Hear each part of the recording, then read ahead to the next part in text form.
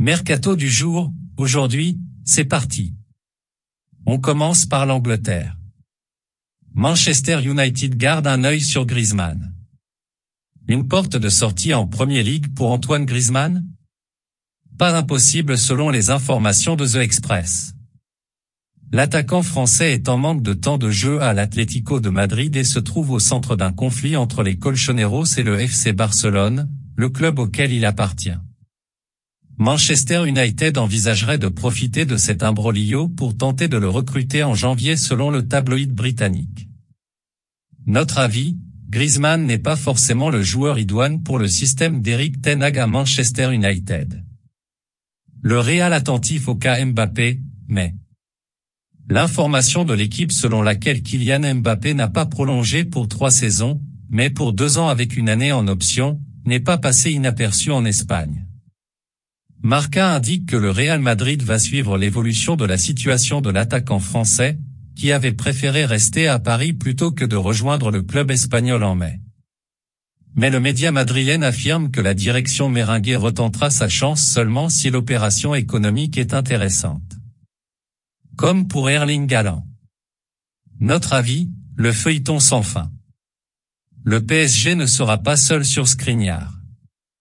En échec sur le dossier Milan-Skriniar cet été, le PSG compte bien revenir à la charge lors du mercato d'hiver, quand le défenseur slovaque ne sera plus qu'à 6 mois de la fin de son contrat avec l'Inter.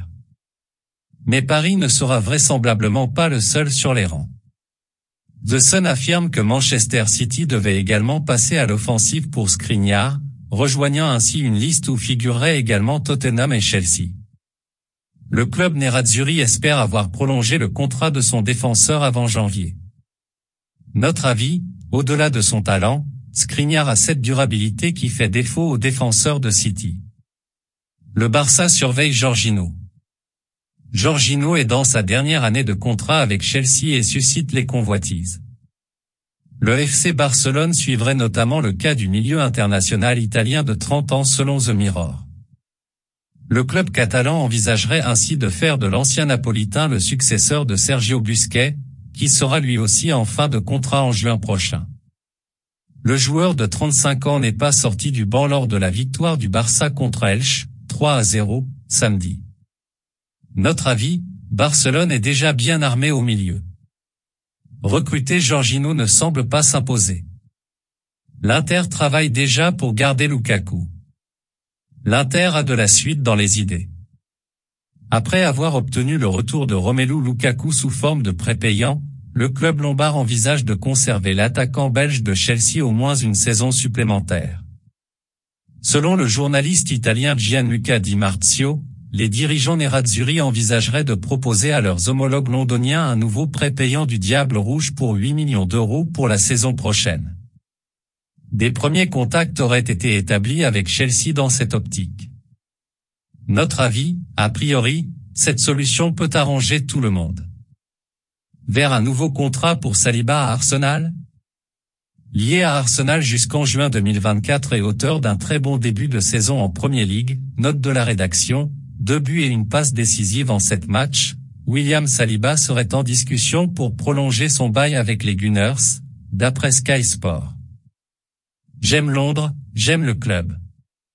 Je me sens chez moi ici, a récemment confié l'ancien Marseillais sur la chaîne du club londonien.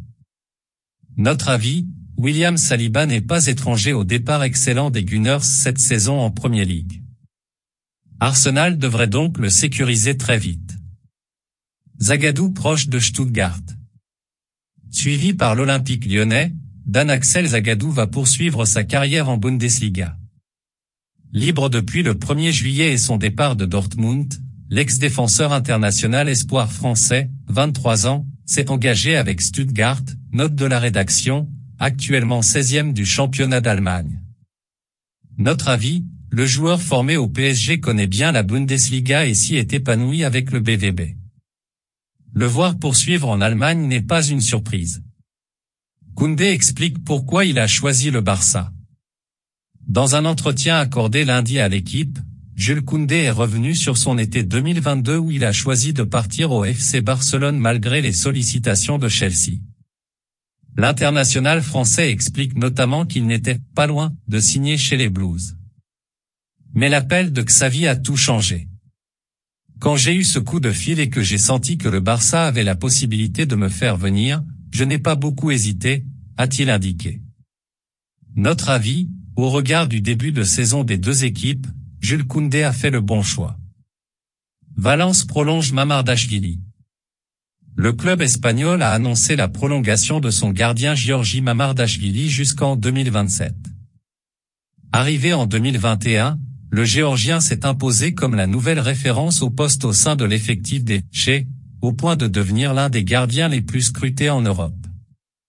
Cette prolongation avait été pactée en plein cœur de l'été. Le joueur dispose d'une clause libératoire de 100 millions d'euros. Notre avis, enfin une décision qui a du sens à Valence. Mais le niveau du gardien est trop élevé pour que le club espagnol le garde longtemps. Chelsea voit l'avenir avec Hudson Odoi. Prêté fin août à Leverkusen, Callum Hudson-Odoi reste un joueur d'avenir dans l'esprit des dirigeants de Chelsea. Selon The Daily Mail, la prestation de l'ailier droit international anglais, 3 sélections, de 21 ans face à l'Atlético de Madrid, 2-0, en Ligue des Champions la semaine passée a impressionné du côté des Blues.